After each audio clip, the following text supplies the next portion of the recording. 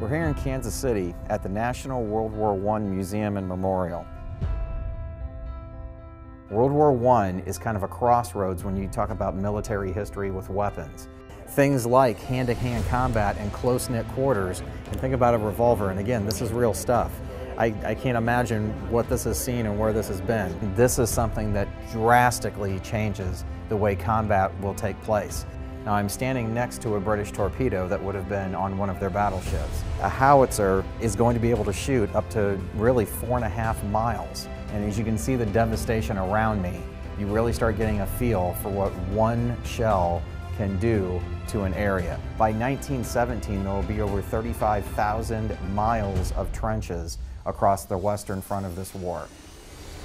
What you have here is almost the way we think of a periscope, and these would be used to actually see out of the trench. So when you see gas masks like this, what type of gas are we talking? Chlorine gas, mustard gas. When you think of the Red Cross and you think of the nurses on the front line, you're the ones dealing, you could almost say, with the horrors of war, because you're seeing the wounded come at you. This is an actual World War I shovel. How was this used? Who used it?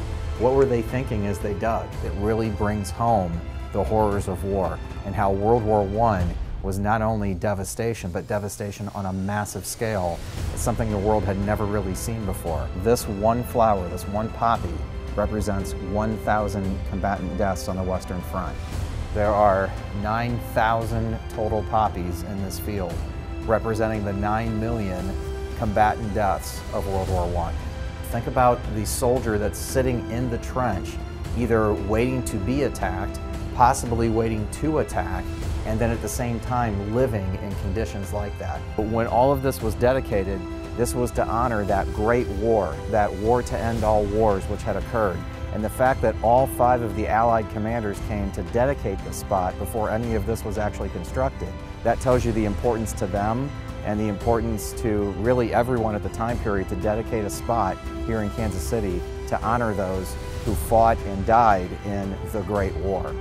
When you're here, you really start to get the feel for the struggle, the hardship, and the sacrifice that men and women put forth in the world conflict that is now remembered as World War I.